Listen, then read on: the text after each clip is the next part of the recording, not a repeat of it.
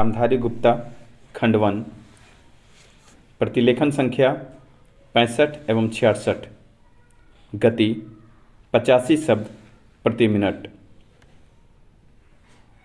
अध्यक्ष महोदय, सूचना मंत्रालय एक ऐसा मंत्रालय है जिसके कामों के संबंध में यह कहा जा सकता है कि बहुत कम आलोचना की गुंजाइश है। इसके कामों में सामान्य रूप से यह देखा गया है कि सभी स्थानों पर प्रगति हुई है। जहाँ जहाँ कुछ कमजोरियां हैं उनको सुधारा जा सकता है। इसलिए सबसे पहले मैं आकाशवाणी के संबंध में कुछ कहना चाहता हूँ।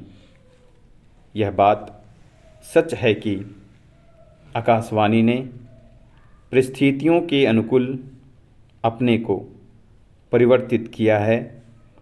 जब हमारे देश पर संकट आया तो इस विभाग ने डटकर उसका सामना किया और परिस्थितियों के अनुसार अपने प्रसारणों को बढ़ाया।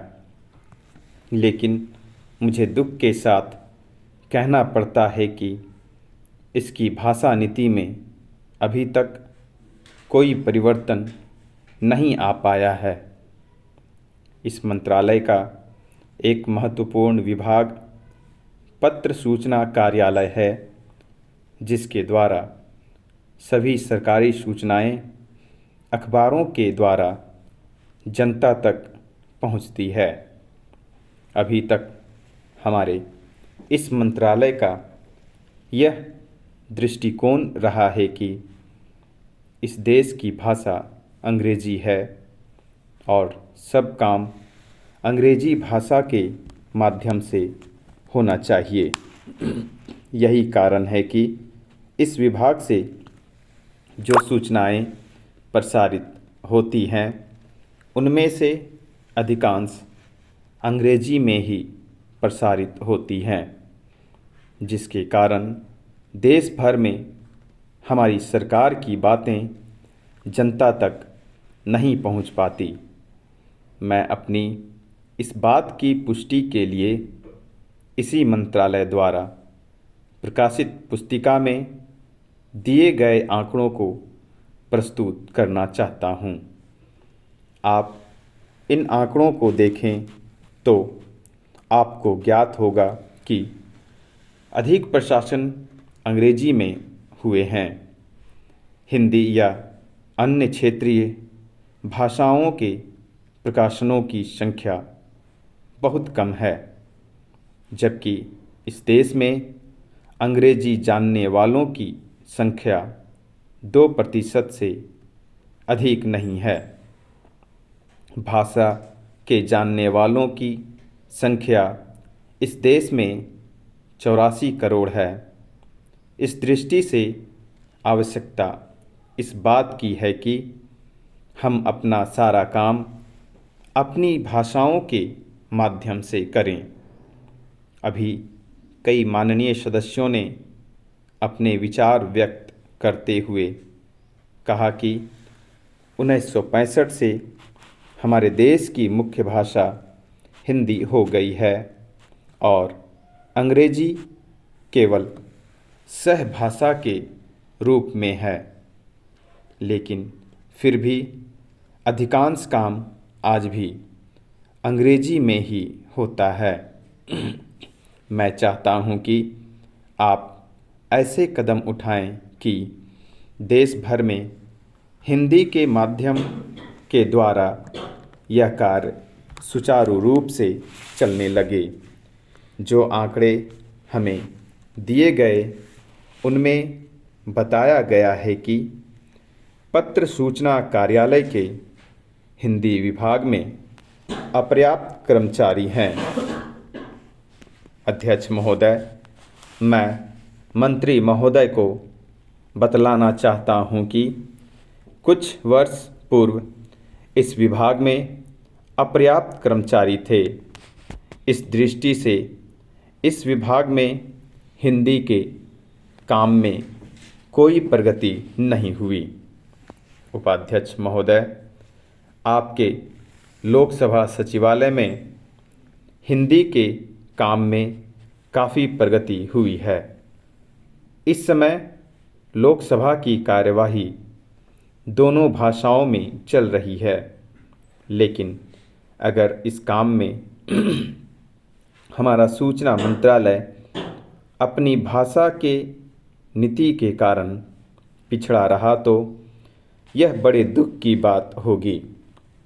खाद्य तथा कृषि मंत्रालय की मांगों पर बोलते हुए मुझे याद आता है कि इसे जितना भी महत्व आज तक दिया गया है और जितना महत्व आज दिया जा रहा है वह बहुत कम है। अभी अंतर्राष्ट्रीय व्यापार पर बोलते हुए व्यापार मंत्री ने बताया था कि निर्यात की आमदनी में कृषि का कितना महत्वपूर्ण योगदान रहा है। उन्होंने बताया था कि 70% निर्यात कृषि की वस्तुओं का हो रहा है और उसी के द्वारा हमें इतनी आमदनी हो रही है। इस दृष्टि से कृषि का महत्व और भी ज़्यादा बढ़ जाता है।